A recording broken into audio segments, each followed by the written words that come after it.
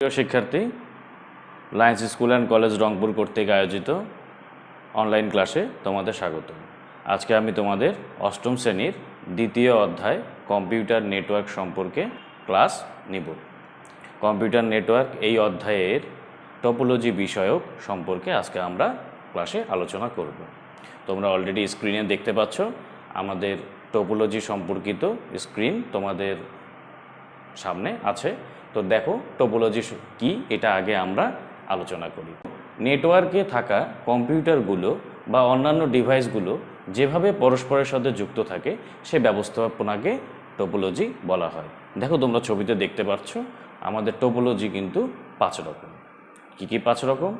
একটা হচ্ছে bus topology, next হচ্ছে রিং টপোলজি, দেন হচ্ছে স্টার টপোলজি, তারপরে হচ্ছে ট্রি টপোলজি, এরপরে হচ্ছে মেশ টপোলজি।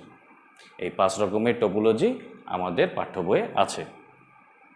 তো দেখো প্রথমে আমরা যেটা জানবো সেটা হচ্ছে বাস টপোলজি। বাস টপোলজিটা কি এটা আমরা প্রথমে জানবো। তো দেখো বাস টপোলজি মানে আমরা একটা বাসের মতো কথা আসছে। আমরা যে এমনি নর্মাল বাসে যখন চড়ি, বাসে কি হয়, দুই পাশে সিট থাকে, মাঝখানে কি ফাঁকা একটা প্যাসেজ থাকে, তাই না? তো বাস টপোলজিটাও কিন্তু কিছুটা ওই রকমের। আমার মাঝখানে একটা ফাঁকা প্যাসেজ বা একটা লাইন থাকবে, একটা কেবল থাকবে, যেই কেবলটার দুই পাশে অনেকগুলো কম্পিউটার থাকতে পারে। ছবিটার দিকে তোমরা নজর দাও, দেখো মাঝখানে একটা কেবল আছে, আর ওপাশে ডান দিকে 3টে, ওপরের দিকে 3টে, নিচের দিকে 3টে কম্পিউটার এখানে সংযোগ করা আছে। ছবিটার দিকে আমরা খেয়াল করলে এটা দেখতে পাচ্ছি। তো এই যে মাঝখান দিয়ে যে কেবলটা চলে গেল, এই কেবলটাকে বলা হয় কি ব্যাকবোন। যেই কেবলটাই হচ্ছে বাস টপোলজির মূল বস্তু। যে ব্যাকবোনটা আমরা দেখতে পাচ্ছি, এই ব্যাকবোনটা যদি নষ্ট হয়ে যায় তাহলে কিন্তু এই নেটওয়ার্কটা কাজ করবে না। তাহলে দেখো কি হলো, মূল ব্যাকবোন বা লাইনের মধ্যে সবগুলো কম্পিউটার কি থাকবে, সংযুক্ত থাকবে। নেক্সট কি হবে, প্রাপক কম্পিউটার ছাড়া বাকিরা তথ্য উপেক্ষা করবে। অর্থাৎ আমি একটা কম্পিউটার থেকে যে কম্পিউটারটাতে তথ্য পাঠাবো, শুধুমাত্র সেই কম্পিউটারটাই কি করবে, তথ্যটা রিসিভ করবে। বাকি যে কম্পিউটার আছে সেই কম্পিউটারগুলো ওই তথ্যগুলোকে উপেক্ষা করে দেবে। এরপরে দেখো ব্যাকবোনে যুক্ত অন্য কোনো কম্পিউটারের যদি কোনো সমস্যা হয় বা নষ্ট হয়, তাহলে কিন্তু বাকি যে কম্পিউটারগুলো আছে এই কম্পিউটারগুলো চালু অবস্থায় থাকবে। অর্থাৎ আমরা ছবির দিকে একটু আরেকবার তাকিয়ে দেখি, এই যে 6টা কম্পিউটার আমরা দেখতে পাচ্ছি, এই 6টা কম্পিউটারের মধ্যে একটি কম্পিউটার কোনো কারণে নষ্ট হয়ে গেল, বাকি যে 5টা কম্পিউটার আছে এই 5টা কম্পিউটার কিন্তু চালু অবস্থায় থাকবে। কিন্তু মাঝখানে যে তোমরা কেবলটা দেখতে পাচ্ছ, যেটাকে আমরা ব্যাকবোন বলছি, এই ব্যাকবোনের কেবলটা যদি নষ্ট হয়ে যায় তাহলে কিন্তু 6টা কম্পিউটারই অকেজো হয়ে যাবে। আশা করি তোমরা এবার বুঝতে পেরেছো যে ব্যাকবোন এই টপোলজিতে সবথেকে গুরুত্বপূর্ণ জিনিস। এরপরে দেখি এই টপোলজিতে একটু অসুবিধাও আছে। কি অসুবিধা? যদি অনেক বেশি ডিভাইসের মধ্যে সংযুক্ত করা থাকে তাহলে এর স্পিড বা গতি কমে যাবে।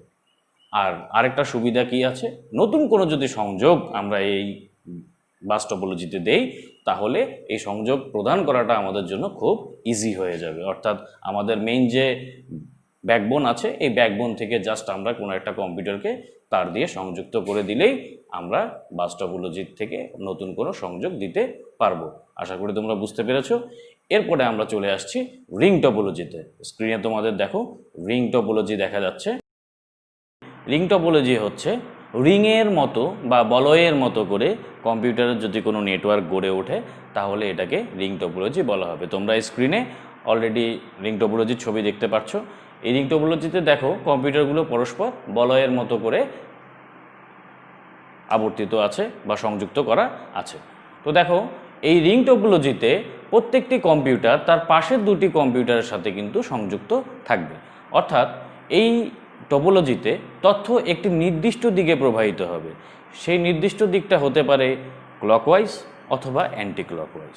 ক্লকওয়াইজটা কি, ঘড়ির কাঁটার দিকে, আর অ্যান্টি ক্লকওয়াইজটা কি, ঘড়ির কাঁটার বিপরীত দিকে। অর্থাৎ তোমরা স্ক্রিনে দেখো কম্পিউটারগুলো যেভাবে রিংয়ের মতো করে বলয়ের মতো করে আছে, একটি কম্পিউটার থেকে অন্য কম্পিউটারে যদি আমি তথ্য পাঠাতে যাই তাহলে অবশ্যই সেটাকে কি করতে হবে, ঘড়ির কাঁটার দিকে অথবা ঘড়ির কাঁটার বিপরীত দিক দিয়ে সেই কম্পিউটারকে তথ্য পাঠাতে হবে। এটা আমরা একটা যদি ছোট্ট উদাহরণ দিই আমাদের বাস্তব জীবনের সাথে, তাহলে আমরা একটি খেলার কথা বলতে পারি। আমরা মিউজিক্যাল চেয়ার সবাই খেলেছি, ছোট কম বেশি সবাই খেলেছি। মিউজিক্যাল চেয়ারে অনেক সময় আমরা বালিশ পাস করে করেও খেলি। তো বালিশ পাস করে যখন আমরা খেলি তখন কি হয়, একটি গোল বলয়ের মধ্যে আমরা 4-5 জন বা 10 জন বা যে অনেকজন মিলে আমরা হয়তো বসার পরে কি করি, ঘড়ির কাঁটার দিকে বালিশগুলো পাস করে দেওয়া হয় মিউজিকের তালে তালে, অথবা কি করা হয়, ঘড়ির কাঁটার বিপরীত দিকে বালিশটা পাস করে দেওয়া হয়। সেই ক্ষেত্রে দেখো, পাশের জন তার পাশের জনকেই দিতে পারে, তার পাশের জন তার পাশের জনকে দিতে পারে, এভাবেই কিন্তু বালিশটা পাস হতে থাকে।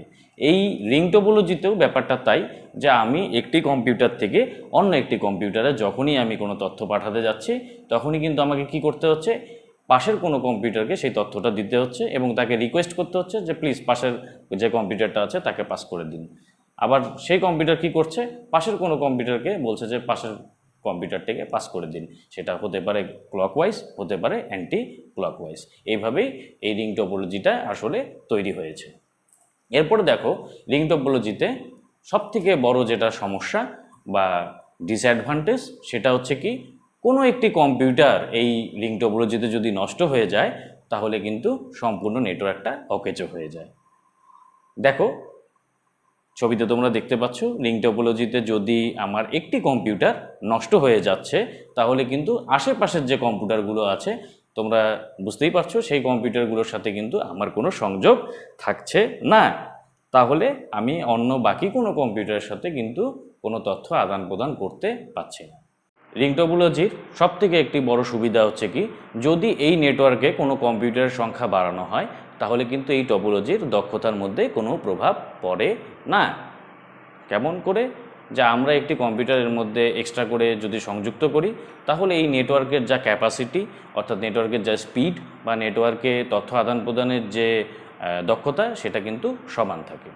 এরপরে দেখো, এই পদ্ধতিতে অর্থাৎ এই নেটওয়ার্কের যে টোপোলজি, এই টোপোলজিতে কিন্তু কেন্দ্রীয় কোনো কম্পিউটারে বা সার্ভারের প্রয়োজন হয় না। দেখো, এখন আমাদের জানা প্রয়োজন, এই যে আমি সার্ভার বললাম তোমাদের, সার্ভারটা কি? সার্ভার সম্পর্কে আমাদের পাঠ্য বইয়ে এই চ্যাপ্টারের প্রথমের দিকেই আলোচনা করা আছে, তারপরেও আমি তোমাদেরকে একবার বলে দিচ্ছি সার্ভারটা কি। একটি কম্পিউটার নেটওয়ার্কে যে সার্ভ করে বা সেবা প্রদান করে, সেই কম্পিউটারটিকে বা সেই রিসোর্সটিকেই বলা হয় হচ্ছে কি সার্ভার। সেবাটা কীরকম হতে পারে? সেবাটা হতে পারে এরকম, যে আমি হয়তো কোনো ফাইল ট্রান্সফার করছি এক কম্পিউটার থেকে অন্য কম্পিউটারে, সেটা আদৌ করতে পারবো কি না, বা এই কম্পিউটার থেকে ওই কম্পিউটারে ফাইল ট্রান্সফার করতে গেলে যে সুবিধাগুলো প্রয়োজন, সেই সুবিধাগুলো আমাদেরকে কে দিবে? এই সার্ভার দিবে। আবার হয়তো আমার নেটওয়ার্কের মধ্যে কিছু যন্ত্রপাতি লাগানো আছে, যেমন ধরো প্রিন্টার, স্ক্যানার, এই টাইপের যে যন্ত্রপাতিগুলো লাগানো আছে, সেই যন্ত্রপাতিগুলো ব্যবহার করার অনুমতি বা সেই যন্ত্রপাতিগুলো আমি কিভাবে ব্যবহার করব, হ্যাঁ, সেই জিনিসগুলোকে সেবা প্রদান করবে হচ্ছে আমাদের সার্ভার। এরপরে আমাদের আলোচ্য বিষয় হচ্ছে স্টার টোপোলজি। তোমরা স্ক্রিনের দিকে একটু নজর দাও, এখানে তোমাদের স্টার টোপোলজি চিত্র দেওয়া আছে। তো চিত্রটার মধ্যে তোমরা লক্ষ্য করো যে চিত্রটা কীরকম, চিত্রটা কিন্তু স্টারের মতো বা তারার মতো। এই জন্যই এই টোপোলজিটার নাম দেওয়া হয়েছে স্টার টোপোলজি। স্টার টোপোলজিতে সবগুলো কম্পিউটার একটি কেন্দ্রীয় হাব বা সুইচের সাথে সংযুক্ত থাকবে। দেখো, চিত্রে দেওয়া আছে, মাঝখানে একটি সুইচ বা কেন্দ্রীয় হাব দেওয়া আছে, তার সাথে বাকি কম্পিউটারগুলো কি সংযুক্ত করা আছে, তাই না? তো এই যে তারার মতো করে সংযুক্তি, এই জন্যই কিন্তু স্টার টোপোলজি বা তারা টোপোলজিও তোমরা বলতে পারো মজা করে। দেখো, এরপরে আমাদের এই যে টোপোলজিটা আমরা দেখতে পাচ্ছি, এই টোপোলজির সবথেকে বড় সুবিধাটা কি? সুবিধাটা হচ্ছে এই টোপোলজির মধ্যে যদি কোনো একটা কম্পিউটার নষ্ট হয়ে যায়, তাহলে কিন্তু আমরা এই আক্রান্ত কম্পিউটারটাকে খুব সহজেই সরিয়ে নিতে পারবো। তাহলে যদি আমরা আক্রান্ত কম্পিউটারটাকে সরিয়ে নেই, বাকি কম্পিউটারগুলোতে কি কোনো সমস্যা হবে? নিশ্চয়ই হওয়ার কথা না। প্রত্যেকটি কম্পিউটারই কেন্দ্রীয় হাবের সাথে সংযুক্ত আছে, তাহলে একটি কম্পিউটার যদি নষ্ট হয়ে যায়, বাকি কম্পিউটারগুলো কিন্তু হাবের সাথে অলরেডি সংযুক্ত আছেই, তাহলে ওই কম্পিউটারগুলো কিন্তু তাদের নিজের মতো করে কাজ করতে পারবে। শুধুমাত্র আক্রান্ত যে কম্পিউটারটি বা নষ্ট যে কম্পিউটারটি, সেটি শুধু কাজ করা বন্ধ করে দিবে।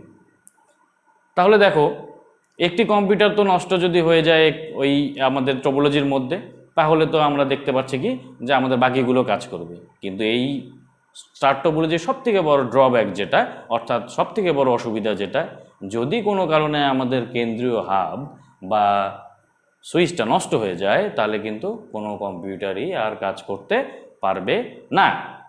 ঠিক আছে, এরপরে দেখো আমাদের নেক্সট টপিকস বা নেক্সট অসুবিধাটা হচ্ছে কি, স্টার টপোলজিতে অনেক বেশি কেবল আমাদের ইউজ করতে হয়, কেবল বা তার ইউজ করতে হয়, যার জন্য এই পদ্ধতি অর্থাৎ স্টার টপোলজি অত্যন্ত ব্যয়বহুল একটি পদ্ধতি। এরপরে আমাদের আলোচ্য বিষয় ট্রি টপোলজি। তোমরা স্ক্রিনে দেখতে পাচ্ছ ট্রি টপোলজির চিত্র দেওয়া আছে। ট্রি টপোলজিকে কিন্তু আমরা মজা করেও বলতে পারি, ট্রি এর বাংলা হচ্ছে গাছ, তো সো আমরা বলতে পারি কি গাছ টপোলজি, তাই না? এটা আমরা মজা করে বলতেই পারি। আসলে গাছ এর সাথে এই ট্রি টপোলজির কিন্তু একটা অদ্ভুত মিল আছে। তোমরা ছবির দিকে একটু খেয়াল করো। হ্যাঁ, গাছে যেরকম আমাদের কি হয়, শাখা প্রশাখা থাকে গাছে, সেই শাখা প্রশাখার সাথে আবার কি পাতা থাকে, তাই না? তো এই ডালপালার সাথে যেরকম শাখা প্রশাখা থাকে, আবার শাখা প্রশাখার সাথে কি থাকে, পাতা থাকে। সেরকমই ট্রি টপোলজিটাও কিছুটা এই টাইপের, অর্থাৎ একটা কম্পিউটার থেকে হয়তো আরেকটি কম্পিউটার সংযোগ হয়েছে, ওই কম্পিউটারটির সাথে আবার হয়তো আরও 3টি কম্পিউটারের সংযুক্ত হয়েছে। অর্থাৎ প্রথম কম্পিউটারটিকে যদি আমি গাছ হিসেবে চিন্তা করি, গাছের কাণ্ড হিসেবে চিন্তা করি, এবং পরের যে কম্পিউটারটির সাথে যুক্ত হয়েছে, 2টি কম্পিউটারের সাথে যদি যুক্ত হয়, দেখো তোমাদের ছবিতে দেওয়া আছে 2টি কম্পিউটারের সাথে যুক্ত হয়েছে, সেটি যদি ওই গাছের কাণ্ডের 2টো ডাল হয়, ওই ডালটির সাথে কিন্তু আবার শাখা প্রশাখা হিসেবে দেখো 3টি করে কম্পিউটারের সংযুক্ত করা হয়েছে। তাহলে ডালে যেরকম কাণ্ডের সাথে কি অনেকগুলো ডালপালা থাকে, সেই ডালপালার মধ্যে আবার কি থাকে, অনেকগুলো শাখা প্রশাখা থাকে, সেই শাখা প্রশাখাতে আবার কি থাকতে পারে, অনেকগুলো পাতা থাকতে পারে। সেম একইভাবে ট্রি টপোলজি কাজ করে, যে একটি মূল কম্পিউটারের সাথে 2 বা ততোধিক কম্পিউটারের সংযুক্তি হয়, সেই 2 বা ততোধিক কম্পিউটারের সাথে আরও 4-5টা কম্পিউটারের সংযুক্তি হতে পারে, সেই 4-5টা কম্পিউটারের প্রত্যেকটির সাথে আরও 10-15টা কম্পিউটারের সংযুক্তি হতে পারে। এইভাবে ট্রি টপোলজি আসলে তৈরি করা হয়। তাহলে দেখো আমরা একটু এক নজরে যদি দেখি, তাহলে কিভাবে বলতে পারি, এক বা একাধিক স্তরে গাছের শাখা প্রশাখার মতো কম্পিউটারগুলো হোস্ট কম্পিউটারের সাথে যুক্ত থাকে। এরপরে আমরা দেখি শাখা প্রশাখা সৃষ্টির মাধ্যমে ট্রি টপোলজির নেটওয়ার্কের কাজ সম্পন্ন হয়। আমি যেরকম তোমাদেরকে বললাম যে কি একটি গাছের কাণ্ড যদি প্রথম কম্পিউটারটি হয়, চিত্রে দেখানো আছে যেরকম আমাদের, তাহলে বাকি যে পরের কম্পিউটার দুটো আছে, এই কম্পিউটার দুটো হচ্ছে কি সেই কাণ্ডের ডাল, তাই না? তো এই ডালের সাথে যদি আমি চিন্তা করি শাখা প্রশাখা, তাহলে দেখো প্রত্যেক যে দুটো ডাল আছে আমাদের, অর্থাৎ চিত্রে যে দুটো কম্পিউটারের কথা আমরা বললাম, প্রথম কম্পিউটারের পরের যে দুটো কম্পিউটার, সেই কম্পিউটার যদি ডাল হয়ে থাকে, তাহলে তার পরের কিন্তু যে কম্পিউটারগুলো আছে সেই কম্পিউটারগুলো হচ্ছে কি শাখা প্রশাখা। অর্থাৎ প্রত্যেকটা ডালের সাথে দেখো কোনোটাতে 3টে, কোনোটাতে 2টো শাখা প্রশাখা আছে। আবার তুমি ইচ্ছা করলে নিচের যে আমরা সব থেকে নিচের স্তরের যে 3টি কম্পিউটার দেখতে পাচ্ছি, তার প্রত্যেকটি কম্পিউটারের সাথে আমি আরও 4-5টা করে কি করতে পারি, কম্পিউটার সংযুক্ত করতেই পারি। সেগুলো হয়ে যাবে তখন আমার কি পাতা, তাই না? সে পাতার সাথে আমি ইচ্ছা করলে আবার নতুন করে ফল তৈরি করতে পারি। হ্যাঁ, অর্থাৎ বিভিন্ন রকমের ডিভাইস, অর্থাৎ নেটওয়ার্ক সংশ্লিষ্ট বিভিন্ন যন্ত্রপাতি, যেমন হতে পারে সেটা প্রিন্টার, স্ক্যানার, জেরক্স মেশিন, বিভিন্ন রকমের মেশিন কিন্তু আমি সেখানে আবার ইউজ করতে পারি। হ্যাঁ, তো এইভাবেই আসলে ট্রি টপোলজিটা গাছের মতো, গাছের যেরকম বিন্যস্তি হয়, অর্থাৎ গাছের স্তর যেরকম হয়, সেরকম স্তরের মতো করে কিন্তু ট্রি টপোলজিটা আমাদের তৈরি হয়। এরপরে দেখো আমরা দেখতে পাচ্ছি আমাদের স্ক্রিনে দেখা যাচ্ছে রুট বা সার্ভার কম্পিউটারে যদি কোনো সমস্যা দেখা যায়, তাহলে কিন্তু ট্রি টপোলজিটা অচল হয়ে যায়। অর্থাৎ তুমি যদি গাছের কাণ্ড কেটে ফেলো, তাহলে কি ডাল শাখা প্রশাখা বাঁচবে? নিশ্চয়ই বাঁচবে না। যদি তুমি কোনো একটা ডাল কেটে ফেলো, সেই ডালের অন্তর্গত যে শাখা প্রশাখাগুলো আছে, নিশ্চয়ই সেই শাখা প্রশাখাগুলো ওই গাছের বাঁচবে না। সেম ট্রি টপোলজিতে যদি তুমি মূল যে কম্পিউটারটি আছে, সেই কম্পিউটারটা যদি নষ্ট হয়ে যায়, বাকি ওর ডালপালা শাখা প্রশাখা যত কম্পিউটার আছে সেইগুলোর একটিও কাজ করবে না। যদি একটি ডাল নষ্ট হয়ে যায়, বাকি ডালটুকু কিন্তু কাজ করবে। অর্থাৎ 2 নম্বর স্তরে তোমরা দেখো ছবিতে যে দুটি ডাল দেওয়া, মানে 2টি কম্পিউটার দেওয়া আছে। এই 2টি কম্পিউটারের মধ্যে একটি কম্পিউটার যদি নষ্ট হয়ে যায়, তার সাথে যে শাখা প্রশাখাগুলো আছে সেই শাখা প্রশাখাগুলো কিন্তু কাজ করবে না, অর্থাৎ সেই কম্পিউটারগুলো কাজ করবে না। কিন্তু অন্য যে কম্পিউটারটি ভালো আছে, যেটাকে আমরা অন্য ডালের কম্পিউটার হিসাবে আমরা চিহ্নিত করেছি, সেই কম্পিউটারগুলো কিন্তু কাজ করবে।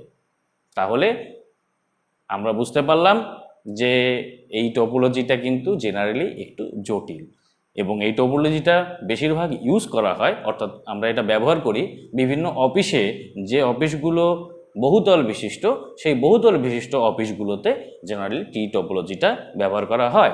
অর্থাৎ একতলাতে আমরা যদি চিন্তা করি, নিচের একতলাতে হয়তো 4 বা 5টা কম্পিউটার আছে, সেখানে একটি কম্পিউটারের সাথে বাকি কম্পিউটারগুলো সংযোগ থাকে।